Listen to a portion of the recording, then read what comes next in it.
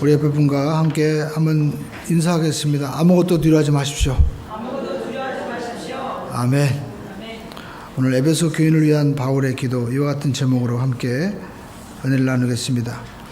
우리가 인생을 살면서 참 불행한 가운데 그 불행한 사실 하나가 있죠. 그것은 하나님께서 우리에게, 우리 그리스도인들이 특별히 놀라운 은혜와 능력과 유산을 주셨음에도 불구하고 그 축복을 알지 못하고 살아가는 사실이라는 것입니다.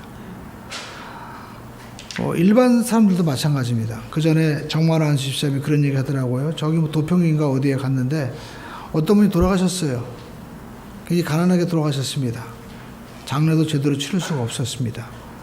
나중에 이제 집을 다 이제 철거하고 정리하다 보니까 장판이 있는데 그 장판을 갖다 뒤집어 보니까 그 장판 밑에 5만 원짜리, 만 원짜리 할 거 없이 수천만 원이 깔려 있었던 거예요. 근데 그분이 그를 안 쓰셨는지 아니면 잊어버리셨는지 쓰지도 못하고 그냥 가신 거예요. 얼마나 안타깝겠습니까? 여러분, 우리 믿음의 사람도 마찬가지죠. 하나님이 우리에게 주신 놀라운 은혜가 있는데 그걸 몰라서 못 보는 거예요. 그래서 사도 바울은 오늘 영적인 눈을 열어달라고 기도하고 있습니다. 자, 오늘 18절 보시죠. 너의 마음의 눈을 밝히사 그의 부르심의 소망이 무엇이며 성도 안에서 그 기업의 영광의 풍성함이 무엇이며 하면서 사도 바울이 지금 에베소 교회 성도들 향해서 마음의 눈을 열어서 보게 해달라고 기도하고 있는 것입니다. 우리가 마음의 문이 닫혀 있으면요, 뭐가 있는지 없는지도 모르고 살아가는 경우가 이렇게 많이 있는 것입니다. 미국에서도 그런 일이 있었습니다. 미국에 오래전에 월리엄 홀트스라는 그런 사람이 있었습니다. 이분은 그 미디어에 아주 큰 기업을 이룬 분이었습니다. 우리로 따지면 우리나라의 그 언론사 회장이나 마찬가지였죠. 특별히 이분은 대저택으로 유명했습니다. 제가 조사를 해보니까 대저택을 짓는데 무려 27년이 걸렸다고 합니다. 방은 무려 10개나 되었어요. 자기 집에 영화관, 도서관이 다 있었습니다. 그리고 주차장에는 리무진을 100대나 세울 수 있는 그런 엄청난 주차장 크기를 가지고 있었고요. 그리고 자기 집에 야생동물을 무려 100마리나 키우는 엄청난 그러한 부자였습니다. 그리고 이분은 고미술품을 수집하는데 아주 특별한 취미가 있었습니다. 그래서 자기 집 그 방에, 그 한 방에 고미술품 그리고 또 이러한 고대 유물들을 수집하고 있었는데 유럽의 왕가에서 쓰는 아주 특별한 도자기 하나가 있었는데 그것이 신비한 능력이 있다고 해서 탐이 났습니다. 그래서 유럽의 여러 지역을 다니면서 자기가 그 도자기를 찾으려고 추적을 했습니다. 아무튼 자기가 어떤 대가를 치르서라도 그걸 한번 자기가 사봐야 되겠다 찾아다녔는데 어느 날 자기가 추적을 한 결과 그 도자기는 이미 미국의 어떤 사람에게 팔렸다는 거예요. 그래서 그 사람은 또 누구인가 라고 쫓아다녔습니다. 나중에 사실이 밝혀졌습니다. 도자기를 산 사람은 바로 자기 자신이었습니다. 자기 창고에 오래전에 이미 있었는데 그걸 모르고 쫓아다닌 것이죠. 이처럼 우리의 인생에 하나님께서 주시는 놀라운 기업과 축복이 있음에도 불구하고 그걸 모르고 살다가 엉뚱한 데 찾고 다니는 그런 일을 하고 있다면 얼마나 안타깝겠습니까? 그래서 사도 바울도 오늘 에베소 교회 성도들에게 다시 한번 기도하면서 그 기도의 제목을 이야기하고 있죠. 특별히 17절 이하에 보면 세 가지 기도의 제목이 나오고 있습니다. 이 기도의 제목을 잘 보면 우리가 서로를 위해서 어떻게 기도해야 되는지 알 수 있죠. 첫 번째, 우리 17절 말씀 함께 읽어볼까요? 우리 주 예수 그리스도의 하나님, 영광의 하나님 아버지께서 지혜와 계시의 영을 너에게 주사 하나님을 알게 하시고 하나님을 더욱더 알게 해달라고 기도하고 있는 것입니다. 여기 안다는 것은 어떤 하나님에 대한 정보를 아는 것이 아닙니다. 하나님은 삼일체 하나님이다, 창조주 하나님이다, 또 우리를 사랑하신 하나님이다. 그 정보를 떠나서 여기 안다는 것은요, 경험을 한다는 것입니다. 제가 결혼한 지 꽤 됐습니다. 그런데 제가 맨 처음 결혼하기 전에 제 아내를 아는 것과 지금 아는 것과는 상당한 차이가 있죠. 왜 그럴까요? 경험을 해봤기 때문에 그런 것입니다. 마찬가지로 우리가 신앙생활 하면서도 오늘 사도 바울이 하나님을 알게 해달라고 기도하는 것은 지금 에베소 교인들이 하나님을 모르는 게 아니에요. 하나님을 알고 있습니다. 그러나 하나님을 더 깊이 경험하고 하나님을 더 알도록 지금 기도하고 있다는 것입니다. 그래서 서양의 유명한 철학자 소크라테스는 너 자신을 알아라 라고 얘기했죠. 그러나 우리 그리스도인들은 하나님을 알라라는 데서부터 인생이 시작되는 것 같습니다. 우리가 하나님을 알고 신앙이 시작하는 단계는요, 우리가 신학적으로 보면 크게 세 가지 단계가 있어요. 첫 번째, 우리가 예수 믿고 구원받는 칭의의 단계가 있고, 두 번째, 우리가 칭의에서 점점 예수를 닮아가는 성화의 단계가 있는 것입니다. 점점 사람이 변해요. 그리고 세 번째 단계는요, 영화의 단계가 있습니다. 주님께서 오실 때, 주님을 이제 우리가 대면할 때 주님의 은혜 가운데 우리가 주님과 같은 몸으로 주님의 인격으로 완전히 변화되는 그러한 영화의 단계가 있다는 것입니다. 첫 번째 우리가 칭의의 단계를 보면은요, 하나님을 우리가 알게 되는 거예요. 아, 하나님이 정말 나를 사랑하시는 분이시구나. 그 사랑이 구체적으로 그의 아들 예수 그리스도께서 이 땅에 오셔서 나의 모든 죄를 대신하고 십자가 지셨구나. 그리고 나의 모든 죄를 다 주님께서 값주고 그 노예를 사는 것처럼 나의 모든 죄를 대신해서 친히 자기의 생명을 주시고 나를 값주고 사셨구나. 하나님, 내가 이 사실 모르고 내 뜻, 마음대로 내 뜻대로 산 것 하나님 용서해 주세요 하면서 회개하고 주님을 나의 구세주로 모셔드리는 것, 이것이 바로 칭의의 단계다라는 것입니다. 이것이 바로 구원이죠. 그래서 요한복음 17장 우리가 3절에 보면 영생은 곧 유일하신 하나님과 그의 보내신 자 예수 그리스도를 아는 것이다 라는 것입니다. 예수님께서 나를 구속해 주신 것입니다. 여러분, 우리가 구속해 주셨다는 것은 우리가 로마 시대 때 많은 노예가 있었죠. 노예 시장이 있었어요. 그래서 노예 시장에 가는 겁니다. 그리고 노예 시장에 가서 값을 지불하고 노예를 사오는 거예요. 그리고 세 번째, 그 노예를 풀어주는 겁니다. 노비 문서를 그 앞에서 찢어버리고 넌 이제 자유다 하고 자유인으로 해주는 것, 이것을 바로 구속해 준다는 것입니다. 그러니까 우리도 이 세상에 살면서 알게 모르게 수많은 이 죄에 우리가 물결 가운데 살아가고 있죠. 영원히 죄 가운데 있을 수밖에 없는 우리를 하나님의 아들 예수 그리스도께서 오셔서 십자가에서 자기의 피와 살을 찢겨주셔서 자기의 죽으심으로 우리의 모든 죄값을 다 갚아주셨다는 것입니다. 그래서 주님께서 마지막 하신 말씀이 내가 다 이루었다라는 말은 다 갚았다라는 거예요. 모든 죄의 값을 다 갚았다. 그래서 이제는 우리 모두가 어떻게 돼요? 자유의 몸을 입게 되었다라는 것을 주님께서 선포해 주신 것입니다. 그래서 이제는 우리가 죄인이 아니기 때문에 우리가 마태복음 마지막 장에 보면요, 성소의 휘장이 열리는 거예요.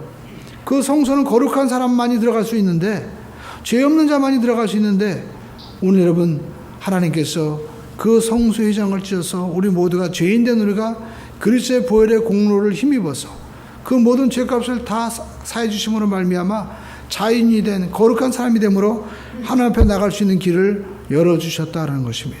이것이 바로 칭의의 단계인 것이죠. 오늘 저와 여러분들은 예수님을 나의 구세주로 믿고 그리고 내 마음 가운데 예수님을 모셔드리고 사신다면 구원받은 것입니다. 그리고 두 번째, 성화의 단계가 있습니다. 이제는 무엇입니까? 하나님을 우리가 한번 경험하고 예수님의 그 사랑을 우리가 알았을 때 주님을 더 알고 싶은 거예요. 주님이 도대체 어떤 분이기네 나 같은 죄인을 위해서 저렇게 나를 사랑하사 자기의 몸을 십자가에서 죽으시고 나를 구원해 주셨는가, 주님을 더욱더 깊이 알고자 하는 것입니다.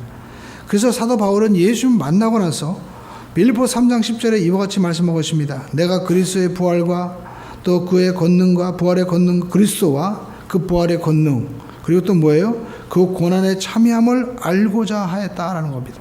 내가 그리스도를 더 알고 싶어 하는 거예요. 내가 그 그리스도의 그 부활의 권능을 더 알고 싶어 하는 것입니다. 그리고 그리스도의 그 고난의 참여함을 더 알고 싶어 했던 것입니다. 그렇습니다. 우리가 예수 믿고 난 다음에 사도 바울이 지금 10년이 지났을 때도 불구하고 주님을 더 알고 싶어 하고 하는 것이거든요. 오늘 에베소 교인들에게 쓴 편지도 마찬가지입니다. 이제 사도 바울은 죽음을 앞두고 어떻게 보면 예수를 누구보다도 많이 전했고 예수를 잘 아는 사람입니다. 그럼에도 불구하고 주님을 더욱더 많이 알기를 원합니다. 당신들도 하나님을 더욱더 많이 알기를 원합니다. 라는 것을 지금 편지하고 있는 거예요. 우리가 정말 사랑한다면요, 사랑하는 사람이 나에게 무엇을 원하는가, 또 그분은 어떤 분일까, 어떤 마음을 가지고 있을까 알고 싶어 하는 것이죠. 바로 성화의 단계는 그런 것입니다. 하나님이 나를 얼마나 사랑하시고 또 하나님이 오늘 나에게 뭘 원하실까, 이것을 기대하는 것이 바로 사랑하는 마음, 성화의 마음이다라는 것입니다. 그리고 이제 마지막 영화의 단계가 있습니다. 여러분 고린도전서 13장 12절 이하에 보면은요, 이와 같이 말씀하고 있습니다. 우리가 지금은, 여기 보면 지금 그리고 또 그때는 이렇게 두 가지가 비교되고 있습니다. 우리가 지금은 거울로 보는 것처럼 희미해요. 그러나 그때는 얼굴을 대하여 볼 것이고, 또 지금은 내가 부분적으로 알지만 그때는 어떻게 돼요? 주께서 나를 아신 것 같이 내가 온전히 알게 된다는 거예요. 이것이 바로 영화의 단계다라는 것입니다. 우리가 신앙이 자라나지 않는 것은 우리 마음 가운데 예수에 대한 그 알고 싶어하는 사랑의 마음이 식었기 때문에 그런 것입니다. 여러분, 주님을 더 깊이 알고 싶다면 우리가 왜 기도하지 않을 수 없습니까? 우리가 주님을 더 알고 싶다면 더욱더 말씀을 보게 되는 것이죠. 그러므로 저와 여러분들이 주님을 사랑하신다면 더욱더 깊이 말씀을 묵상하고 또 기도할 수 있는 우리 모두가 되기를 주님의 이름으로 축원드립니다. 그래서 사도 바울은 에베소 교인들에게 당신들에 대한 그 믿음과 사랑을 들었다는 거예요. 그러면서 당신은 더욱더 하나님을 알고 또 하나님을 사랑하기를 원한다라고 말씀을 하고 있는 것입니다. 더 깊어지는 관계가 되기를 원한다는 거예요. 여러분, 사람은요, 그 속마음을 다 알아야 돼요. 제가 이번 주에 필리핀에 잠깐 다녀왔습니다. 제가 필리핀에서 한 선교사님이 왔는데 마닐라에 있는 분이 왔어요. 그러면서 이제 팔라완에 있는 우리 김성황 선교사 얘기를 하길래 전화를 해봤습니다. 그랬더니 김성황 선교사님이 그러는 거예요. 야, 여기 직항이 생겼으니까 한번 와라. 근데 제가 간지 한 7년 전에 갔거든요. 그래서 오라고 하니까 알았어, 갈게 했는데 갈게가 언제 될지 모르는 거예요. 그래서 말할 때 바로 가야 되겠다. 약속을 지켜야 되겠다. 그래서 필요한 게 뭐냐 그러니까 필요한 게 마음에 찡하더라고요. 김을 좀 가져오리, 김. 네. 사람 먹는 게 참 중요하잖아요. 그러니까 뭐 누구한테 부탁하겠어요. 아마 성도분들이라면은 뭐 다른 거 부탁하겠죠. 뭐 선교비를 뭐 부탁한다든지 또 어떤, 근데 친구니까, 그리고 또 자기 몸에 또 남의 얘기하기 힘든 그 아픈 부분이 있어요. 그 약 좀 가져오래요. 예. 알았다고. 또 뭐 없냐, 고추장 가져오래. 예. 그것도 뭐 없냐, 라면 가져오래. 그래서 무슨 라면, 구체적으로 얘기해서 신라면, 무파마 라면. 예. 그래서 제가 야, 이거 진짜 오라는 얘기인가 보다. 그래서 가야 되겠다 해가지고 비행기표를 보니까 좀 이제 약간 비수기 돼가지고 좀 더 했지만 그래도 비싸더라고요. 근데 야, 이거 또 혼자 갈 수도 없고 우리 시장 같이 가야 되는데 어떻게 하나. 근데 제가 카톡을 보니까 저한테 그런 문자가 온 거예요. 한번 그 여행사 옵션으로 된 걸 알아보라고. 그래서 저는 옵션 여행은 한 번도 안 가봤거든요. 제가 보통 이렇게 자유여행으로 다니고 그랬지. 그래서 옵션 이렇게 해가지고 우리 시장 검색해 보니까 진짜 엄청나게 나온 거예요. 며칠 동안 있으면서도 비행기 가격에 반 가격도 안 되는 게 나는 거예요. 그래가지고 며칠 사기구나. 한 25만 원도 안 돼요. 왔다 갔다 하는 게. 있을 수가 없잖아요. 그래가지고 이게 뭐 거짓말이겠지 했는데 마음 가운데 그래도 가서 고생을 하더라도 약속을 했으니까 한번 가야지. 그래 우리 시장한테 그럼 가자고. 그러니까 우리 시장이 갑자기 가는 게 어딨냐. 준비도 안 했는데. 아니 그래도 김 가져오래잖아. 꽃차도 가져오라고 그러고, 그 몸이 아프다고 하는데 그 약도 가져오는데 가져가야지. 그래서 그냥 부랴부랴 붙다 있어가지고 그렇게 갔습니다. 근데 가보니까, 갈 때 보니까 알겠더라고요. 비행기가 통통 비었어요. 네. 비행기가 그 전에까지만 해도 그 비행기가 저가 비행인데 198명이 꽉 찼는데 제가 갈 때 보니까 3분의 1도 안 되는 거예요. 그러니까 그 주간에만 비어 있는 거예요. 그래서 그 주간에만 상품이 엄청나게 싸게 나온 거예요. 그래서 가는데 많이 갈 줄 알았더니 그렇게 싸게 했는데도 몇 명이 가냐? 저 포함해서 6명이 간 거예요. 한 팀이 6명이야. 말도 안 되는 일이죠. 6명이 돌아다니는데 거기에 이제 연세가 드신 분이 있었습니다. 근데 식사하면서 그런 얘기 하더라고요. 그 부인이 이제 그분은 62세고 그다음에 또 남편분은 이제 70 다 된 분인데 식사하면서 그런 거예요. 이 양반은 독재자예요. 그럼 무슨 소린가 했더니 자기 마음대로 한다는 거예요. 마음대로. 자기 마음대로. 왜 그런가 했더니 나중에 알고 보니까 우리가 그 전에 어려웠잖아요. 사우디아라비아도 갔다 오고 돈도 벌어오고 그다음에 또 자기가 재산 정리도 하고 뭐 하는 걸 다 자기 주관적으로 하지 자기에게 상의를 안 했다는 거예요. 그래서 얘기를 하는 거죠. 근데 그 남편이 얘기하는 거예요. 또 저한테. 사실 제가 굉장히 어려울 때가 있다는 거예요. 몸이 이렇게 쓸개가 망가져가지고 이제 사형선고 받았는데 그때 하나님 앞에 기도했대요. 나를 살려주시면 저 교회 나가겠습니다. 그리고 제가 살아서 재산 정리해야 되는데 제가 부인 앞으로도 제가 재산을 물려주고 싶습니다. 그런 기도했다는 거예요. 그러니까 저는 뭘 느끼냐면 남편은 어떻게든지 힘들게 서울에 올라와서 전라도에서 올라와서 단칸방에서 살면서 이제 조그만 뭐 상가 하나 가지고 이게 살아가는데 자기가 아무튼 성공한 거죠. 그러면서 그렇게 성공하기 위해서는 독재자처럼 살 수밖에 없는 자기 아픔을 얘기하는 거예요. 근데 부인분은 그래도 좀 나긋나긋다 하게 해주고 자기 말도 들어주길 원하는 그런 마음이 있는 거죠. 그러니까 서로를 마음의 중심을 깊이 모르시는 것 같아. 그래가지고 또 밥 먹을 때 삼겹살 한 번 먹은 적이 있는데 먹다가 나가더라고요. 그랬더니 싸운 거야. 왜 싸운 거야 했더니 왜 사람들이 내 자기 독재자라고 얘기했냐고. 그래가지고 티닥 싸우다가 삼겹살 먹었는데 먹다가 나가신 거예요. 삼겹살이 많이 있는데 여기서 한번 먹으라고 그래가지고 왜 그런가 했더니 나중에 보니까 자기들이 싸웠대. 그러니까 살면서 제가 느낀 거는 서로를 모르는 거예요. 진심을 모르는 거예요. 우리가 그리스도인들도 마찬가지입니다. 어떤 분은 하나님은 그냥 벌 주는 하나님으로 생각하는 분이 있어요. 어떤 분은 하나님은 그냥 멀리 계신 하나님으로 내 삶 가운데 전혀 관심을 안 가지는 분으로 알고 있습니다. 그러나 사도 바울은 얘기합니다. 하나님은 우리를 사랑하시는 분이고 그분을 더욱더 깊이 알면 알수록 놀라우신 분이시다. 그러니까 너희들이 이 에베소 교인들에게 정말 필요한 것은 하나님을 더욱더 깊이 알기를 원한다는 거예요. 할렐루야. 저는 사실 개인적으로 5월 달에 저희 또 결혼 기념일도 있고요. 그래서 결혼 기념일 되면 항상 고민되는 게 우리 집사한테 어떤 선물을 할까 했는데 하나님께서 이렇게 빨라오네 가게 하면서 그냥 선물 아닌 선물로 주게 하면서 제가 마음에 참 이 무거운 짐을 내려놨어요. 그리고 또 팔라온에 가서도 많이 참 배우게 되었습니다. 정말 저도 때로는 외롭다고 생각할 때가 있는데 그 섬에서 얼마나 외로웠을까. 얼마나 외로우면은 뭐 부탁하기도 힘들잖아요. 김 좀 가져와라. 꽃향 좀 가져와라. 그 부탁을 누가 하겠습니까? 우리가 보통 선교사 부르면은 좀 거룩하고 그리고 아주 은혜로운 분으로 상할지 모르지만 여러분 선교사님들도 똑같이 사람인 거예요. 자기 속마음을 얘기할 수 있는 사람은 그렇게 많지 않은 것이죠. 그러나 그렇게 속마음을 솔직하게 열어줄 때 저도 그 마음이 열리고 또 정말 가서 위로해 줘야 되겠다. 가보니까요 한 며칠 동안 계속 저녁 때 와가지고 자기 얘기하는 거예요. 그렇게 말이 많은지 몰랐어요. 그러니까 자기 할 얘기가 없다는 거죠. 누구한테 얘기할 얘기가. 그 지역에서는 벌써 이게 목사님들이 한 8명 되고 그리고 또 한인들도 있고 그러니까 그런 속 얘기를 누구한테 얘기 못 하는 거예요. 그러니까 친구니까 얘기를 하는 거죠. 여러분 우리가 인생 살아가면서 하나님에 대한 마음도 마찬가지일 거라고 생각합니다. 하나님에 대한 그 마음을 우리가 어떤 마음을 나한테 원하실까 자꾸만 알고 싶어 하는 것. 이것이 바로 신앙이 우리에게 자라나고 있다는 것입니다. 그리고 사도 바울은 두 번째 기도합니다. 어떤 기도였을까요?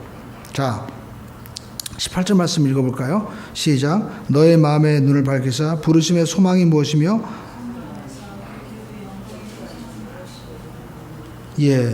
마음의 눈을 밝혀서요 부르심의 소망을 알게 해달라고 기도하는 거예요. 하나님이 우리를 부르셨다. 이게 뭐예요? 소명이에요. 그래서 우리가 신학교 가면요 물어보는 게 있습니다. 당신 소명이 있습니까? 그러니까 하나님이 당신을 불렀냐는 거죠. 그 소명에 대한 확신이 있느냐라고 물어보는 겁니다. 그런데 신학교 학생들에게만 물어보는 거 아닙니다. 우리 모두도 하나님이 다 부르셨어요. 우리 한번 고백할까요? 나는 하나님이 부르셨습니다. 왜 불렀느냐? 우리가 성경에 보니까 마태복음 11장 28절에 수고하고 무거운 짐을 진 자들아 다 내게로 오라. 내게로 오라. 뭐예요? 하나님 오라고 얘기하죠. 예수 오라고 하잖아요. 그래서 온 거잖아요. 내가 온 것 같지만 사실 하나님이 부르신 거예요. 그 전에 우리 교회에 있던 집사님 이제 서울로 이사 가신 분인데 자기 동생이 죽었답니다. 그래서 조카들을 키워야 되는데 자기가 조카를 돌봐야 되는데 부인은 원하지 않는 거예요. 그 마음이 너무 괴로운 거예요. 그래서 자기가 너무 괴로워하는데 어느 날 교회를 이렇게 지나가다가 전도실 받는지 아무튼 우리 교회 수고하고 무거운 짐질 자들아 다 내게로 오라. 이 말씀을 딱 보는 순간 나도 어렸을 때 나가던 교회를 나가야 되겠다. 그래가지고 계속 교회를 다니시다가 이제 이사 가신 분이 계세요. 그러니까 그분도 하나님 부르심으로 자기가 받아들인 거예요. 수고하고 무거운 짐. 나의 무거운 짐을 하나님이 하시는구나. 오직 그 짐은 주님께서 해결하시는구나. 주님께서 우리를 부르셨습니다. 이 부르심이 바로 누구예요? 하나님이 부르셨다는 겁니다. 오늘 저와 여러분들은요, 하나님이 부르셨다는 사실을 깨닫고 우리가 감사하고 나가게 되기를 주님의 이름으로 축원드립니다. 어떤 분은요, 일평생 누가 불러주게요? 차장님이 날 불러주기를 원하는. 또 우리가 공주에 계신 분들은 나아가서 정말 대통령이 나를 불러줘서 뭐 한 자리 주기를 원하고 살아가는 분들이 있어요. 그러나 여러분, 우리는 하나님이 부르셨다는 겁니다. 히브리서 3장 1절을 보시죠. 이와 같이 말씀하고 있습니다. 그러므로 함께 하늘의 부르심을 입은 거룩한 형제들아 라고 말씀하고 있습니다. 우리는 모두가 누가 부른 게 아니라 사실은 하나님이 부르셨다는 겁니다. 그래서 우리는 모두가 거룩한 자녀로 지금 하나님의 초청을 받고 다 와 있는 거예요. 디모데후서 1장 9절에 보니까 우리를 이와 같이 말씀하고 있습니다.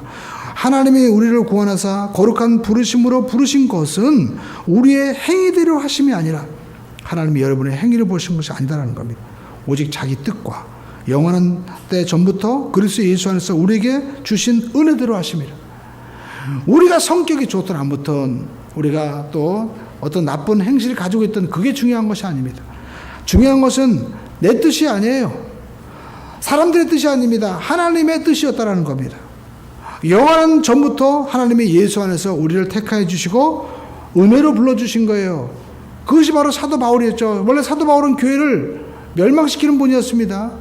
교회를 파괴시키는 분이었어요. 예수 믿는 사람을 죽이는 사람이었습니다. 살인자였습니다. 그럼에도 불구하고 하나님의 아들 예수 그리스도께서 그를 만나서 불러주셨다. 이방인의 사도로 하나님께서 택해 주셨다는 것입니다. 이것이 바로 거룩한 하나님의 부르심이다라는 것입니다. 오늘 여러분, 우리 예수님께서 우리를 부르십니다. 수고하고 무거운 짐진 자들아 다 내게로 오라. 왜 부르셨습니까? 그 다음 말씀이 중요하죠. 내가 너희를 쉬게 하리라 라는 것입니다.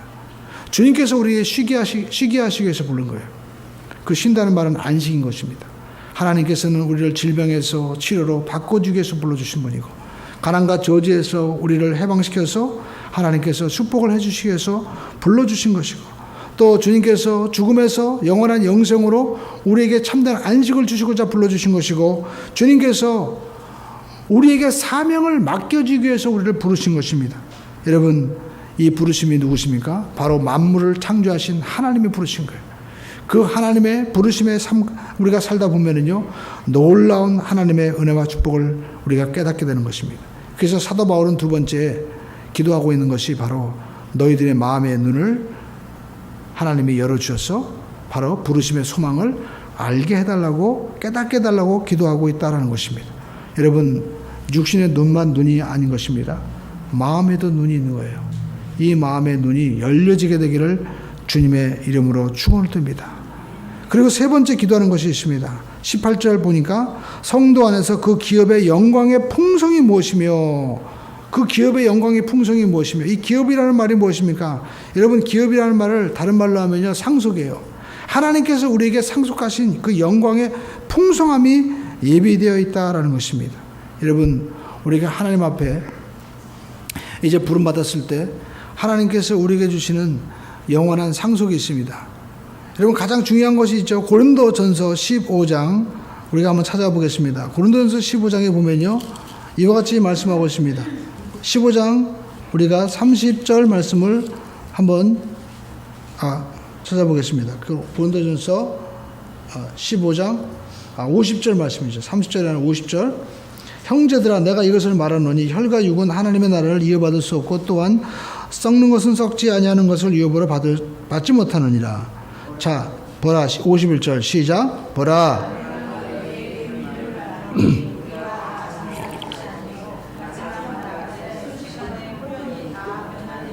우리가 아침에 여러분 전부 다 알람 켜지시죠? 그러면 자다가 벌떡 일어나잖아요. 그러니까 우리 인생은 2000년에 죽건 5000년 전에 죽었건 상관이 없습니다.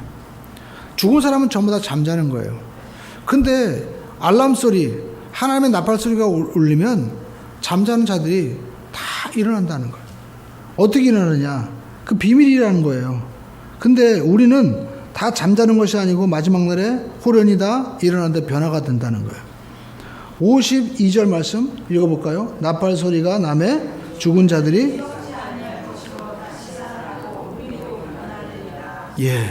그때는요 죽은 자들이 썩지 아니할 것으로 다 변화가 된다는 것입니다. 이 썩을 것이 반드시 썩지 아니할 것을 잊겠고 이 죽을 것이 죽지 아니함을 입으리로다 라고 말씀하고 있습니다. 오늘 여러분 우리가 예수 그리스도 안에서 있을 때 사도 바울은 세 번째 그 기업의 영광의 그 풍성함이 무엇이냐, 하나님 우리에게 상속하신 것은 우리가 완전한 새 몸을 입게 된다는 것입니다. 그리고 우리가 그리스도 예수 안에서 영원한 인격, 거룩한 인격을 받게 된다는 거예요. 여러분 살면서 제일 힘든 게 뭡니까? 나도 나 자신이 힘들어지는 거예요. 나도 나를 믿을 수가 없어요. 내가 왜 이 말을 할까? 그렇죠. 저도 제 얘기를 가만히 들어보면은요, 우리 사람이 얘기해요. 좀 남 좀 가르치는 일 좀 그만하라고. 잠깐만 남한테 뭘 알려주려고 하지 말고 좀 들어보라고. 근데 가만히 보니까요, 저기도 모르게 남한테 뭘 가르치려고 그래. 근데 더 잘 알아요, 사람들은. 그리고 나한테 맞는다고 해서 남한테 맞는 게 아니에요. 그렇죠? 근데도 불구하고 우리는요, 남한테 뭘 자꾸만 가르치려고 하는 거예요. 그럴 때마다 뭘까요? 내가 왜 그러지? 나도 내 자신이 미워지게 되는 거예요. 근데 여러분, 우리가 예수 안에서 하나님께서 우리에게 영원한 하나님 나라에 갈 때 온전한 인격을 다 이루게 하신다는 겁니다. 하나님께서 우리를 점점 변화시켜 주세요. 또 옛날보다 점점 나아지고 있잖아요. 안위를 받고 우리가 예수님 안에서 주님을 만날 때는 더 완전히 변화될 것을 기대하고 소망하게 되기를 주님의 이름으로 축원을 드립니다. 오늘보다 내일이 나아지고요. 또 점점 변화되고 있어요. 우리 한번 고백해 볼까요? 나는 예수님 안에서 점점 변화되고 있습니다. 제가 소망을 가진 것은 우리 시장이 그러더라고요. 그래도 옛날보다 훨씬 나아졌네. 그런 얘기를 들을 때 점점 바뀌어가는 거죠. 베드로가 얘기했습니다. 주는 그리스도시요 살아계신 하나님의 아들이십니다. 바요나 시몬아, 네가 참 복이 있다. 이것을 알게 하신 이는 네가 아니요 하늘에 계신 내 하나님이다. 너는 지금부터 내 이름을 시몬이 아니라 반석이라 할 것이다. 뭐예요? 반석이 된다는 거예요. 예수 만나면 갈대 같은 인생에서 점점 바뀌어지게 된다는 겁니다. 점점 변화되는 인생이 된다는 거예요. 인격이 바뀌어진다는 것입니다. 오늘 여러분 예수 안에서 변화의 소망을 가지고 우리가 나가게 되기를 주님의 이름으로 축원을 드립니다. 그리고 영원한 상급이 있습니다. 여러분 요한복음 10장에 보니까 주님께서 내가 너희를 위하여 처소를 예비하러 간다라고 말씀하시는데, 제가 가만히 묵상하니까요, 주님께서는 천지 만물을 7일에 창조하셨습니다. 지금도 우리가 하나님 만드는 것을 다 이해할 수 없어요. 우리가 고려청자, 사람이 만든 거잖아요. 그러나 그 사람이 만든 것도 그 신비를 알지 못해가지고 우리가 연구하잖아요. 근데 여러분 하나님이 만드신 이 우주 만물은 지금도 연구하고 있어요. 근데 7일 만에 만드셨거든요.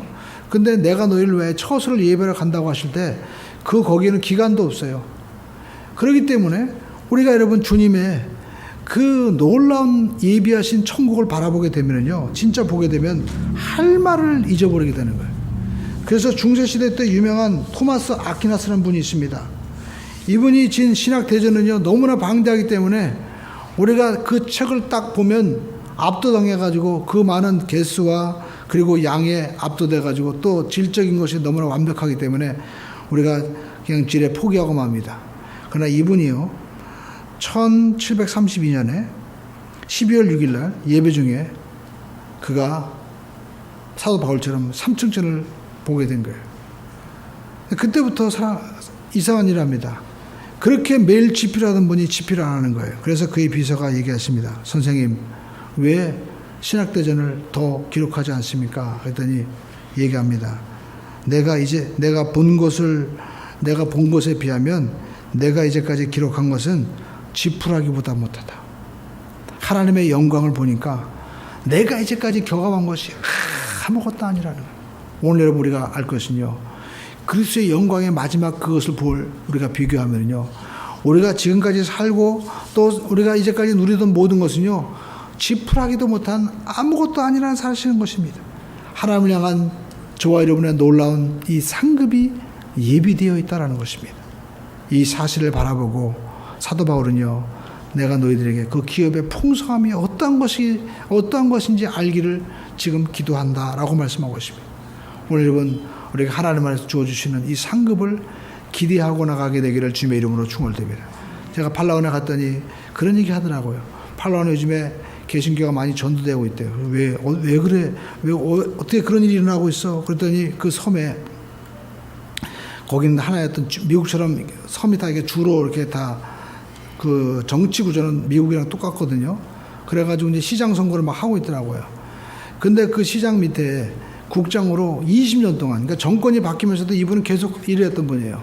그래서 굉장히 유명한 분입니다. 근데 이분이 예수를 믿는데, 이분이요, 자기 국장을 그만두고 나서 뭘 하냐면, 다니면서 노방전도 집집마다 가가호 전도를 한다는 거예요. 그래가지고 사람들이 이분을 만나면 맨날 TV에 나오던 분이 이렇게 나오고 그 섬에서 그렇게 유명한 분이 자기 집을 이렇게 방문해 주니까 얼마나 좋아요. 그래가지고 전도가 잘 되고 있다는 거예요. 그분이 왜 그랬을까요? 자기가 그 공직에 오래 있으면서 누리던 그 모든 것보다도요, 하나님의 나라를 바라볼 때 이게 아무것도 아니라는 것을 깨닫게 된 거예요. 제가 이렇게 개발도상공이나 가면은요, 빈부격차가 굉장히 큽니다. 가난한 사람들은 굉장히 우리가 50년대, 60년대 사는 것처럼, 정말 저도 산동네 살아봤거든요. 그때 천막지고 사는 것처럼 그렇게 별 볼 일 없는데 지금도 그래요. 그러나 부잣집은요, 이루 말할 수 없습니다. 부잣집은요, 진짜 대골이에요, 대골. 그러니까 그렇게 권세를 누릴 수 있는 분인데, 그분이 왜 그 가난한 사람들 쫓아다니면서 전도하고 있을까요? 하나님의 상급을 받기 때문에 하는 거예요. 그 하나님의 영원한 상급을 믿었기 때문에 그런 것입니다. 하나님의 놀라운 상급이 저와 여러분들을 위해서 준비되어 있다는 사실을 사도 바울은 깨닫기를 지금 기도하고 있는 것입니다. 그리고 여러분, 네 번째 기도하고 있습니다. 19절 말씀 우리 한번 읽어보겠습니다. 에베소 1장 19절 말씀 함께 한번 읽어보겠습니다. 시작. 힘의 위력으로 역사하심을 따라 믿는 우리에게 베푸신 능력의 크심이 어떠한 것을 너희로 알게 하라. 우리에게 베푸신 능력의 지극히 크심이 어떠한 것을 너희로 알게 하기를 원하노라. 하나님이 저와 여러분들에게 어마어마한 능력을 주셨습니다. 사도 바울은 우리가 사도 바울이 다녔던 그 지도를 보면은요, 참으로 경탄을 맞이할 수밖에 없습니다. 당시에 무슨 자동차를 타고 다니는 것도 아니고 걸어서 그 소아시아 지역을 다 다니면서 7개를 개척하고, 고린도 교회, 또 데살로니가 교회, 그러니까 지금으로 말하면 터키 지역과 그리스 지역, 그리고 지중해를 건너다니면서 엄청난 교회를 세운 거예요. 어떻게 혼자 그렇게 할 수 있었을까? 하나님의 성령의 능력이 그와 함께 했기 때문에 그런 것입니다. 그래서 사도 바울은 20절 22절에 이와 같이 말씀하고 있습니다. 한번 20절 말씀부터 한번 읽어볼까요? 시작. 그의 능력이 그리스도 안에서 역사하사. 자, 어디 안에서 역사하는 거예요? 예수만에. 예수만에 있으면 가장 안전하고 놀라운 역사가 일어나는 겁니다. 제가 이번에 느껴온 것은, 그 김상한 선교사가 신학교 졸업하고 바로 팔라완에 갔으니까 지금 나이가 50이 넘었으니까 거의 한 28년인가 됐다고 하더라고요. 근데 28년 동안 자기가 맨 처음에 걸어다니고 오토바이 타고 다니면서 지금은 이제 자동차를 타고 다니는데, 그러면서 복음을 전하는 그 기간 동안 누가 도와줬을까? 그가 하나님 안에 있었기 때문에 놀라운 일이 벌어진 거예요. 말도 안 통하죠. 그렇죠. 날씨도 덥죠. 그렇게 더위를 많이 타는 사람이 어떻게 그 일을 했을까? 참 궁금하더라고요. 근데 답이 있었어요. 하나님 안에서 예수 안에 있다 보니까 그 일을 감당할 수 있었던 겁니다.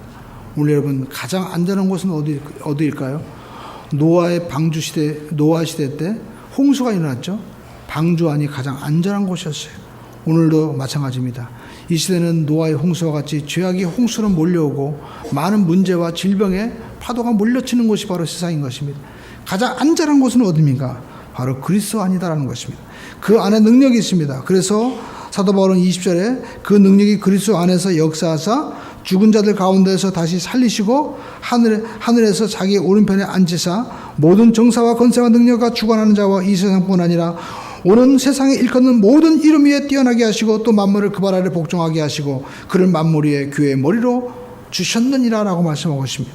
오늘 여러분 예수만 안에 있으면요 이처럼 놀라운 하나님의 성령의 능력이 우리 가운데 나타나게 된다는 것입니다.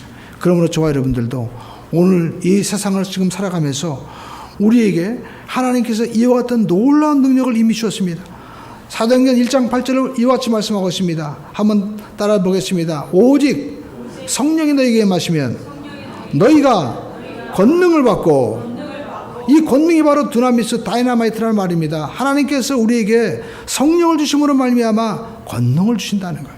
이 권능을 받을 때 예루살렘과 온 유대 사마리아와 땅끝까지 이르러 내 증인이 되리라 하시니라 라고 말씀하고 있습니다. 오늘 저와 여러분들은 하나님께서 성령을 주심으로 말미암아 우리가 놀라운 능력의 사람이라는 것을 우리에게 말씀하고 있는 것입니다. 그러므로 저와 여러분들이 우리가 가지고 있는 이 귀한 것을 내가 가지고 있으면서도 잊어버리는 인생이 되지 말고, 여러분 가지고 있는 것을 마음의 눈을 열어서 바라보고 그리고 이것을 알고 우리가 누릴 수 있는 자가 되기를 주님의 이름으로 축원을 드립니다. 그래서 사도 바울은 에베소 교인들에게 너희들이 지금 네로 황제가 핍박하고 어려움이 몰려오고 있지만 너희들이 두려워하지 말아라. 너희들이 이 고난 가운데 있지만 두려워하지 말아라. 하나님이 어떤 분이시고 또 하나님께서 우리를 부르신 그 기업의 놀라운 소망이 어떤 분이시고 능력이 어떤 것인지 너희들이 알면 능히 이길 수 있다고 우리에게 말씀하고 있습니다. 우리 인생 가운데 질병과 또 고통과 어려움이 있습니까? 두려워하지 마십시오. 하나님이 우리와 함께 하십니다. 여러분 그 하나님을 알 때 우리는 여호수아 갈렙처럼 고백할 수 있는 것입니다. 그들은 가나안 땅을 바라보았습니다. 그들은 키가 크고 장대하고 그들이 가지고 있는 성읍, 무기들은 엄청났습니다. 그러나 많은 사람들이 우리는 이제 메뚜기처럼 약하다고 고백했을 때 여호수아와 갈렙은 이런 고백을 합니다. 그들은 우리의 밥이다. 하나님이 우리와 함께 하시면 능히 우리가 그들을 이길 수 있다고 고백합니다. 오늘 갈렙과 여호수아는 무엇을 바라보았습니까? 마음의 눈을 열어서 우리와 함께 하시는 하나님을 바라본 거예요. 그러므로 저와 여러분들이 마음이 눈이 열리면 인생은 변화가 됩니다. 성경은 잠언서에 이와 같은 말씀하고 있습니다. 대저 그 마음이 어떠하면 그 위인이 어떠한즉. 우리 마음 가운데 하나님이 어떠한 분이다라는 것을 우리가 알고 고백하는 것에 따라서 삶이 달라지는 되는 거예요. 그 하나님이 우리를 향한 계획과 또 하나님이 우리를 사랑하신 그 사랑의 깊이가 놀랍구나. 하나님은 사랑의 하나님이다 라고 내가 마음에 믿고 소망하면 우리의 삶에는 하나님의 사랑으로 넘쳐나게 될 줄로 믿습니다. 우리가 팔라온 아니라 저 마닐라 오지 밀림에 가 있다 하더라도 여기에 하나님이 나와 함께 하신다는 믿음을 가지고 나가면은요 하나님이 함께 하시는 거예요. 하나님이 지켜주십니다. 하나님이 뭔가 좋은 것들을 다 공급해 주시는 거예요. 하나님께서 길이 없는 곳에 길을 열어주시는 능력의 하나님이신 것입니다. 그 하나님이 길이에요. 그 하나님께서 우리를 향하신 기업의 풍성함은 이루 말할 수 없는 것입니다. 이 놀라운 기업과 은혜를 우리 모두가 누리게 되시기를 주님의 이름으로 축원을 드립니다. 기도하겠습니다. 하나님 아버지, 우리 모두에게